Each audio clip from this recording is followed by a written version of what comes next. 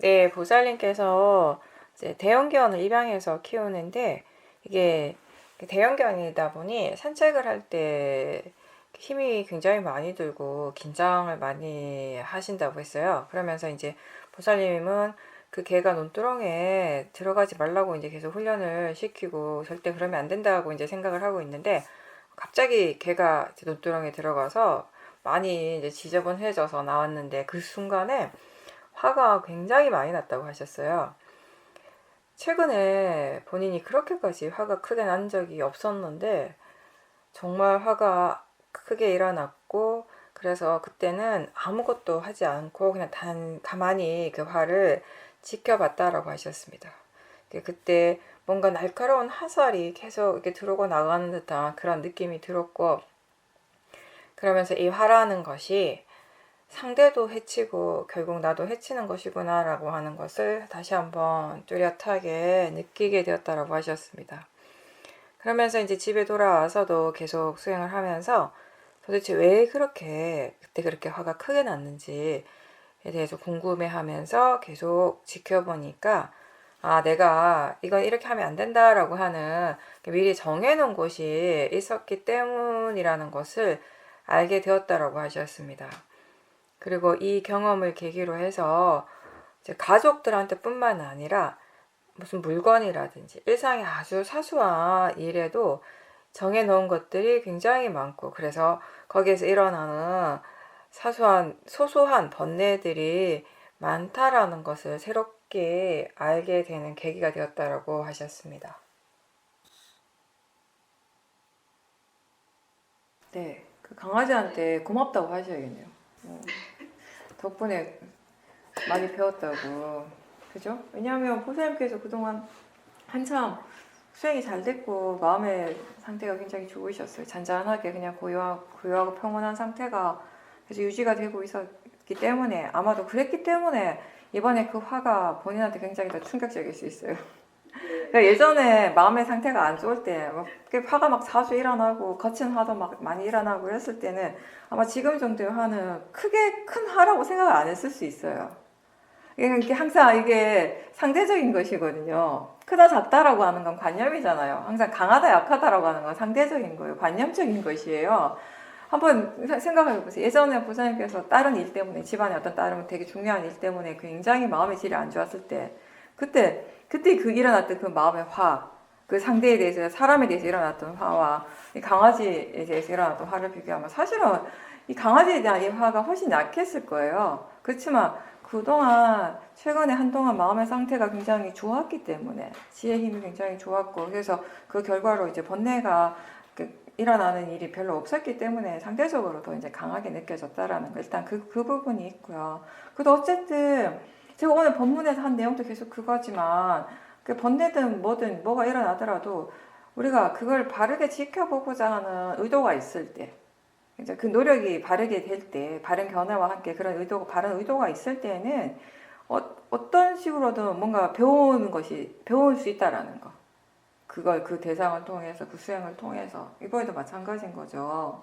이 정해놓은 것이 있어서 그걸로 인해서 일어나는 번뇌가 많다라는 거. 그건 수없이 우리가 많이 얘기를 했고, 많이 들었고, 또 스스로도 안다고 생각하셨을 거예요.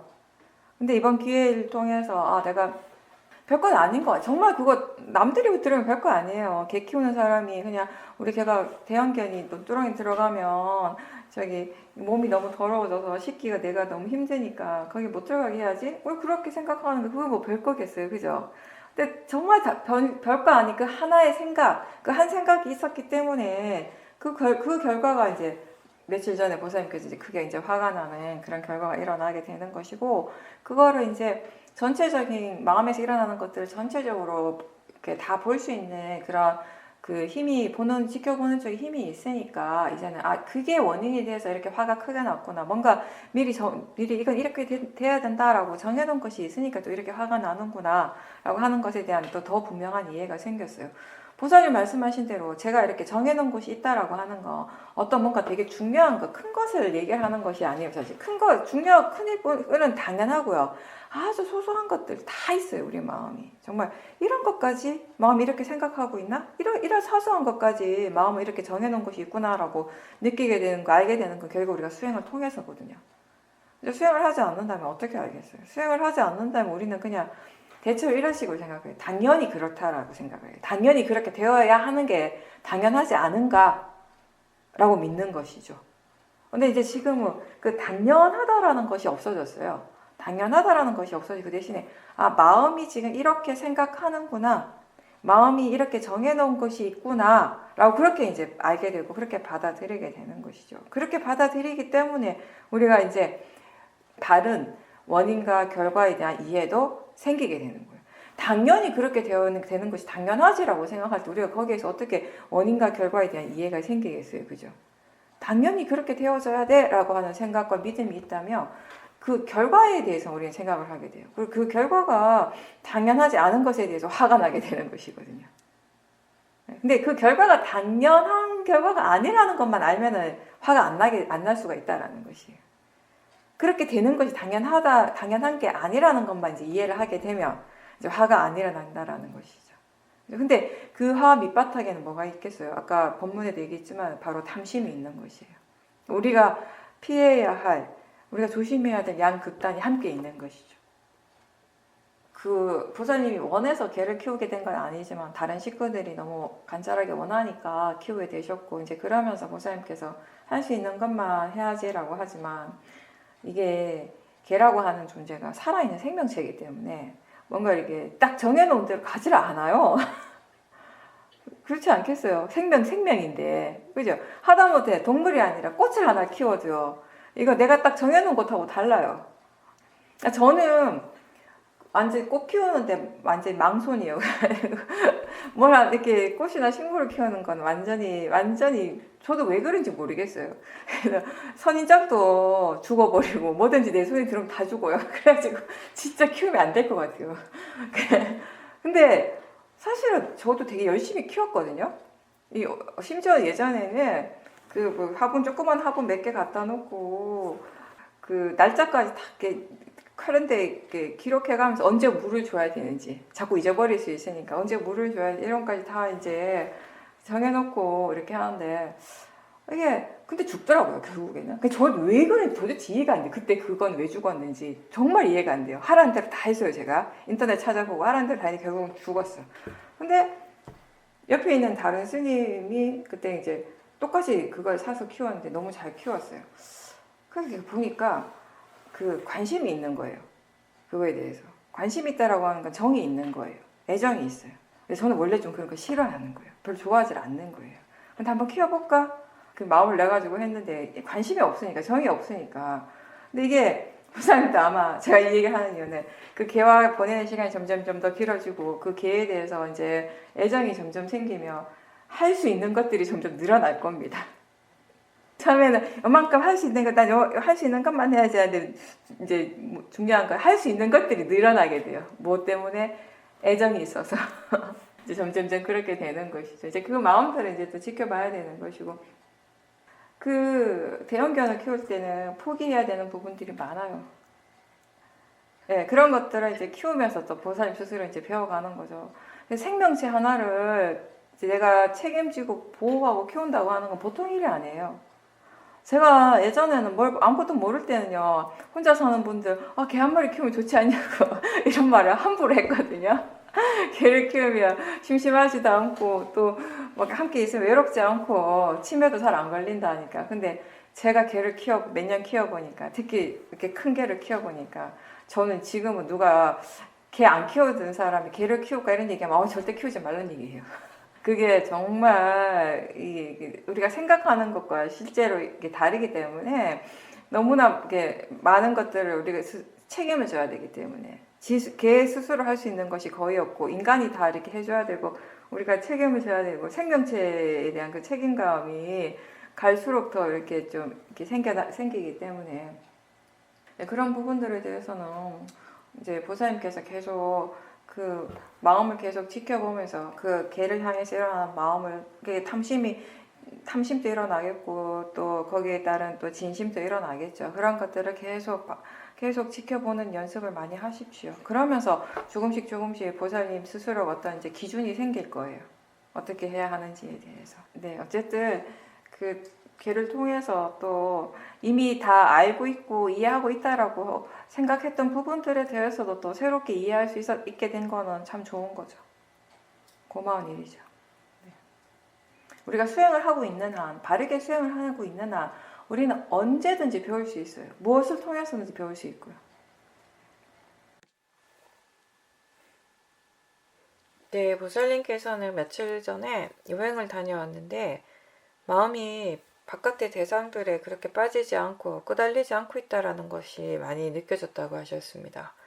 함께 여행 갔던 상대방에 대해서 바라는 마음이 일어나면 그게 마음이라는 것을 아니까 또 거기에 대해서도 이제 끌려가지 않을 수 있었고, 그래서 상대의 어떤 그런 뭐 반응에 대해서도 마음이 크게 동요하지 않고, 또 저 바깥에 보이는 것에 대해서 크게 감동이 일어나지 않았는데, 오히려 그렇게 그런 감동이 안 느껴지는 그 원인에 대해서 지켜보고 그런 것들이 이해가 되는 것이 굉장히 재미가 있었다라고 하셨습니다.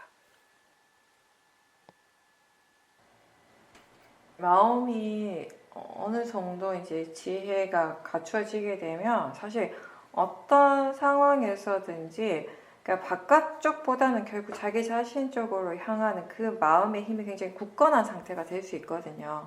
물론 순간순간은 이제 바깥을 향하게 되겠지만 그 시간이 그렇게 길지는 않아요. 바로바로 이제 돌아오게 되고, 그게 또 그 과정 자체가 예전에는 굉장히 내가 애를 많이 쓰고 힘을 많이 줘서 이렇게 가능한 것이었다면, 이제 지금은 그게 그냥 마음이 그렇게 하는 거죠. 내가 어떤 것을 하려고 하는 것이 아니라 자연스럽게 순간 바깥으로 나갔다가도 바로 안쪽으로 들어오게 되고, 이제 그렇게 되는 이유가 뭘까요? 결국에는 그렇게 하는 것이, 저 바깥으로 마음을 가는 것이 아니라, 다른 사람이나 다른 뭐 바깥의 풍경에 마음이 향하는 것이 아니라 항상 그 사람에게 대해서 일어나는 마음을 보고 느낌을 바라보고, 또 이 풍경에 대해서 일어나는 마음, 그 느낌, 이런 생각들을 바라보는 그 자체가 나에게 훨씬 더 좋은 일이라는, 이익이 되는 것이라는 것에 대한 이해가 확실하기 때문에 가능하다라고 생각을 해요. 자기 자신에게서 정말 많은 것들이 일어나고 있습니다. 그걸 모르기 때문에 자꾸 마음이 바깥으로 향한다라고 생각을 합니다. 진짜 지금 자기 자신에게서 얼마나 많은 것들이 일어나고 있고, 또 그것이 나한테 어떤 영향을 주는가를 우리가 알게 될 때 흥미로울 수밖에 없어요.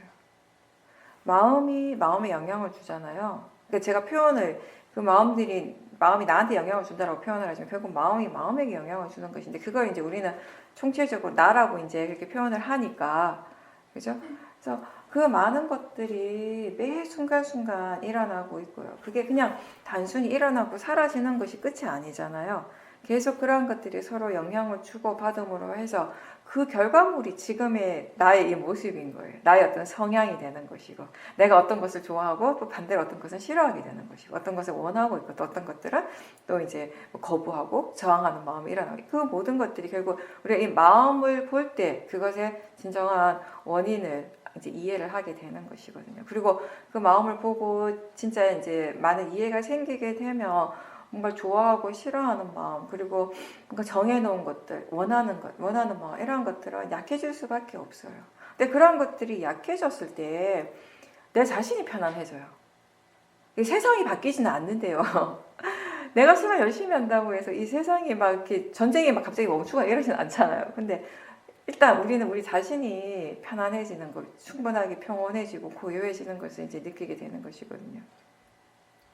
이제 그런 것들이 우리 일상의 삶 속에서 이제 일어날 수 있다라고 하는 것이 중요한 것이에요. 그냥 단지 좌선을 하고 행선을 할 때, 집중적으로 수행을 할 때만 일어나는 것이 아니라, 이제 보살님께서는 그런 지혜가, 그런 좋은 마음들이 일상생활 속에서 계속 일어나고 있기 때문에 또 그 삶 속에서 배워가는 것들이 또 많은 거죠. 보살님 말씀하신 것처럼 예전에는 그냥 당연하게 일어났던 마음의 반응들이 이제 더 이상 안 일어난다라고 하는 것 자체가 마음의 조건이 달라졌다라는 것이에요. 예전에는 탐심과 진심, 탐진치를 기반으로 토대로 해서 일어나는 마음의 반응들이 자연스러웠다면, 그죠? 무슨 말인가 하면 여러분들 한번 생각해 보세요. 여러분들이 어디 갔어요. 어떤 관광지를 갔는데 뭔가 아름다운 풍경을 봤어요. 그러면 보통 사람들이 생각하는 반응이 뭐예요? 와, 너무 좋다. 와, 너무 아름답다. 그리고 막 굉장히 아름다운 음악 소리를 들었을 때 와, 너무 감미롭다. 너무 좋다.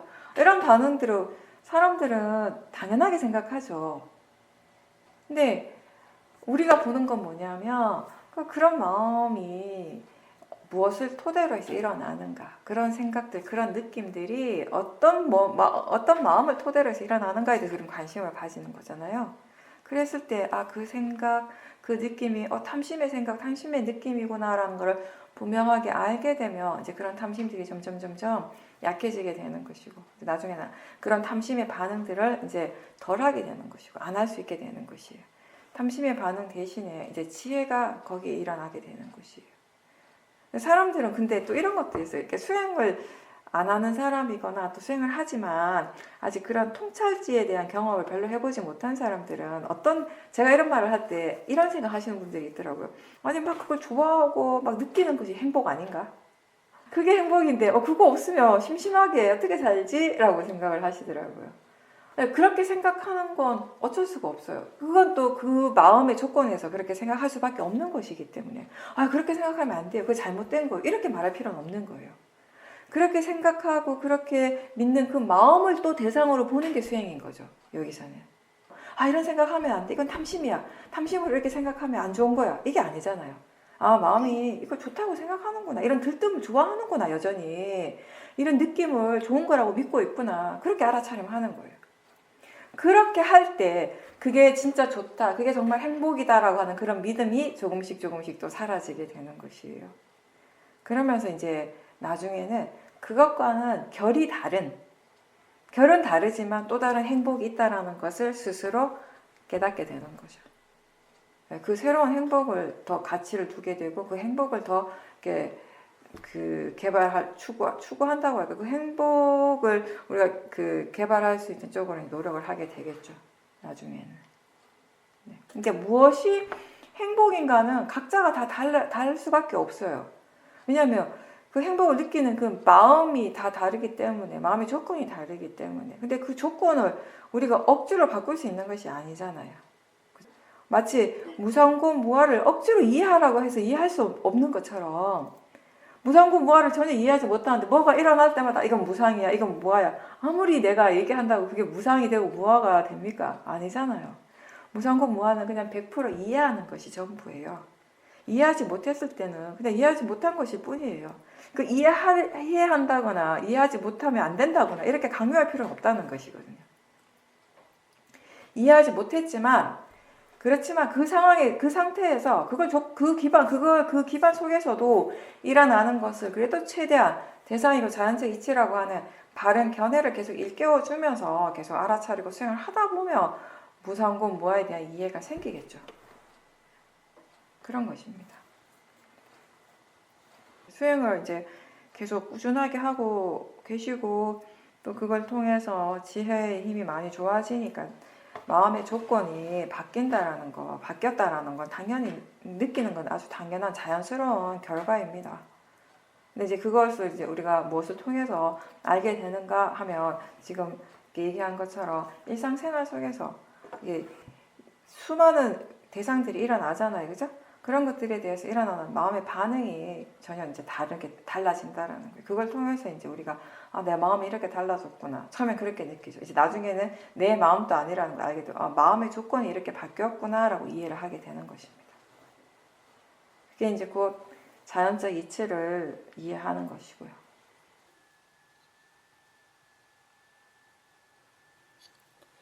요즘은 수행하실 때 어떤 마음으로 인해서 이런 말과 행동을 하게 되는지를 이렇게 알려고 마음이 자연스럽게 그쪽에 관심을 많이 두고 있고 조사도 하고 있다라고 하셨습니다. 이제 그렇게 수행을 하다 보니까 바른 마음, 바른 견해가 바른 말과 생각에 영향을 준다는 거, 원인이 된다는 것이 더 분명하게 알아졌고, 동시에 아 이게 팔중도구나 라고 하는 이해가 생겼다고 하셨어요. 바른 견해에서부터 시작을 해서 이 팔중도 각각의 요소들이 도미노처럼 이렇게 주르륵 일어나고 있다는 것을 느끼게 되었는데, 그렇게 되니까 이전에는 수행할 때 오력 쪽에 관심을 많이 뒀는데 요즘은 마음이 팔정도에 관심을 많이 두고 있다라고 하셨습니다. 뭔가 하나씩 법에 대한 이해가 생길 때마다 아, 이 부처님 법이 정말 뛰어나다라는 거, 완벽하다라고 하는 그런 이해도 생기고, 그러면서 이제 신심이 더 좋아지고 있다라고 하셨습니다.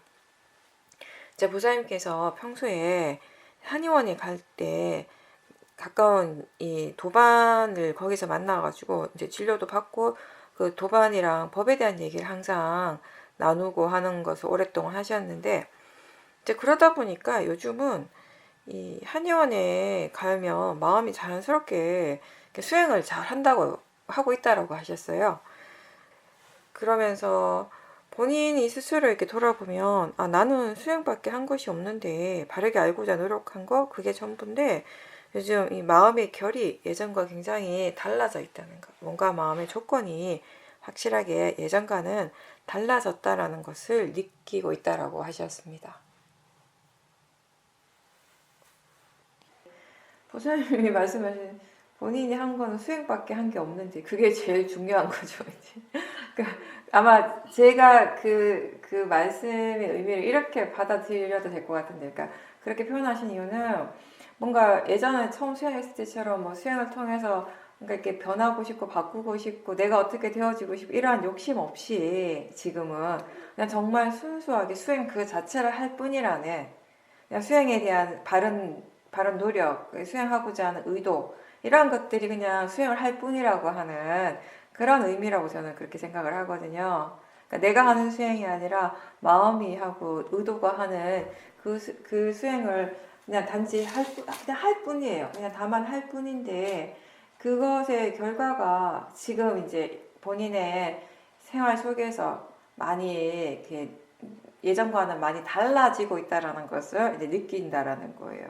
마음의 결이 달라졌다라고 하는 것은 이제 앞에 조미오보살님과 비슷한 내용이라고 생각을 하는데, 예전 같으면 이런 일에 대해서 이런 식으로 마음이 일어나는 것, 그런 것들 당연하게 생각했던 것들이 이제는 다르게 일어나는 것이죠.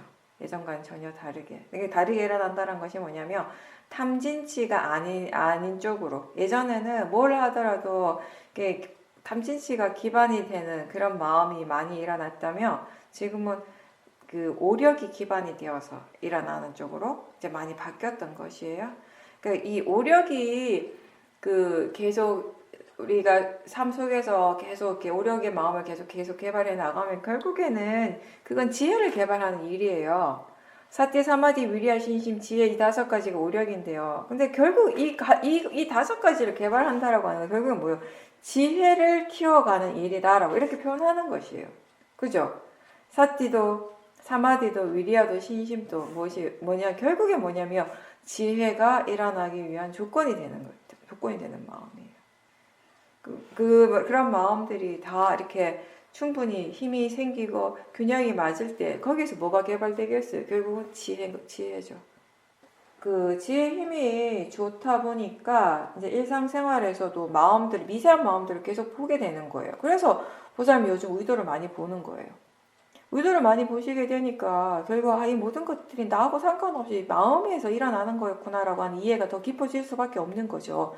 우리가 행하는 모든 것에는 의도가 일어나게 되니까요. 몸에서 일어나는 것이든 마음이든 다 의도가 있기 때문에 가능한 것이고, 그 의도를 대상으로 본다라고 하는 건 이 자연적 이치를 이해하는 데 굉장히 좋은 부분이에요. 그래서 그런 이제 수행적인 이제 경험을 하고 이해가 생기니까 이제는 뭘 하든지 간에 어떤 말이나 행동에 대해서도 항상 지금 어떤 마음으로 하려고 하는지를 자연히 보게 되는 거죠. 마음에게 주의를 기울이게 되는 것이고요. 그렇게 하다 보면 확실히 우리가 예전보다는 실수를 덜 하게 돼요. 그러니까 실수한다라고 하는, 결국 일상에서 뭔가 실수를 한다라고 하는 거기에는 모아가 있고 또 때로는 탐심과 진심이 있기 때문에 실수를 하는 것이거든요. 이제 수행하면서 우리가 지혜 힘이 좋아지게 되면서 이 탐진치가 점점 약해지기 때문에 또 실수도 이제 덜하게 되는 것이겠죠. 마음이 또 막 급하게 서두르는 이런 마음들도 확실히 약해지게 되니까, 그죠? 그러니까 실수를 덜하게 되는 것이고. 그러면서 이제 이번에는 팔정도에 대해서 스스로 많이 생각을 하신 것 같아요. 왜냐하면 결국 이 말이라고 하는 것이 내가 행동하고 말하는 것이 생각을 통해서 일어나는 것이잖아요. 생각을 통해서 말과 행동이 일어난다면, 다시 얘기하면 생각을 바르게 하면 말과 행동이 바를 것이고요. 생각을 나쁘게 하고 바르지 않게 하면 말과 행동도 바르지 않게 일어나는 것이 너무 당연한 거예요. 근데 그 생각은 무엇을 기반으로 해서 일어나는가? 생각의 밑바탕에 항상 견해가 있는 것이에요. 우리가 무엇이 옳고 무엇이 그르다고 믿고 있는가에 따라서 또 대상에 대한 생각, 지금 일어나는 것들에 대한 생각들을 하게 되는 것이거든요, 결국에는.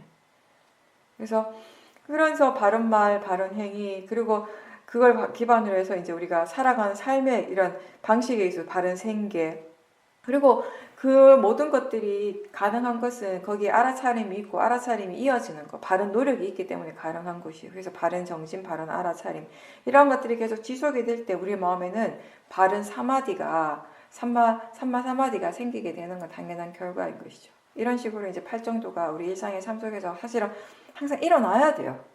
이 팔정도는 이론이 아니라 이론적으로 우리가 이렇게 정립하고 머리에서 정립해서 이해하는 것이 아니라 우리 삶 속에서 이런 것들이 일어나야 되고, 또 일어나는 것도 우리가 직접 볼 수 있고 이해할 수 있는 부분들이거든요. 그래서 이제 보사님께서 뭔가 이걸 좀 더 이게 이번에는 이렇게 숙고를 통해 사색을 통해서 이렇게 이제 정리를 했기 때문에 이게 도미노처럼 이렇게 일어난다라고 이제 얘기를 하셨지만, 물론 제가 이렇게 얘기하는 것도 도미노처럼 이렇게 설명을 했지만 사실 이게 일어나는 건 사실 한순간이에요. 하나가 이렇게 하나가 다른 것에 조건이 돼서 이렇게 일어나긴 하는데 사실 한꺼번에 일어나는 거예요. 서로가 서로에게 원인이 되어서. 그리고 이제 또 보사님께서 말씀하신 것 중에 제가 좀 와닿았던 건 뭐냐면, 그 한의원에 가시면 수행이 잘 된다고 하셨잖아요. 거기 가면 이제 도반을 항상 같이 만나가지고 진료도 받지만 도반하고 같이 수행에 대한 얘기를 많이 하는 그런 시간이기 때문에 그걸 계속 이제 이렇게 오랫동안 반복하다 보니 이제는 한의원에 가면은 내 몸을 치료하는 곳이 한의원이지만 동시에 수행을 하는 시간, 수행에 굉장히 도움이 되는 곳, 이런 느낌이 이제 들기 시작하는 그 마음이, 그죠? 우리가 마음이 어떻게 생각하는가, 마음이 무엇을 어떻게 믿는가에 따라서 수행을 잘 할 수도 있고 수행이 잘 안 될 수도 있다는 걸 그대로 보여주는 거잖아요. 물론 지금은 한의원이 아니고 다른 어떤 곳에서든지 다 수행을 하실 수 있지만, 예전에 이제 아직 수행이 지금만큼 익숙하지 않을 때 생각해 보면 우리가 어떤 정해진 공간, 정해진 시간에는 수행이 되지만 그 외의 공간이나 그 외의 장소, 그 외의 시간에는 수행이 전혀 되지 않은 그런 체험들을 굉장히 많이 했어요. 그때는 마음을 모르니까, 마음을 못 보니까 어떻게 생각하냐면 이 장소, 이 시간을 자꾸 원인이라고 생각했잖아요. 그렇죠? 어떤 특정한 장소에 가면 수행이 잘 되고 어떤 특정한 시간에 수행이 잘 된다라고 하는 그런 믿음이 생겼던 거죠. 그 믿음이 생기면 이제 그거 따라가는 거예요, 마음은. 그 장소에 가야지 되는 것이고 그 시간이 되어야 되는 거예요. 나는 무조건 그 시간에 꼭 수행을 해야 되고 꼭 그 장소에서 수행을 해야 되는 그런 이제 고정관념이 생겨버리는 것이에요. 마음이 잘못된 믿음을 가졌기 때문에 그런 것이죠.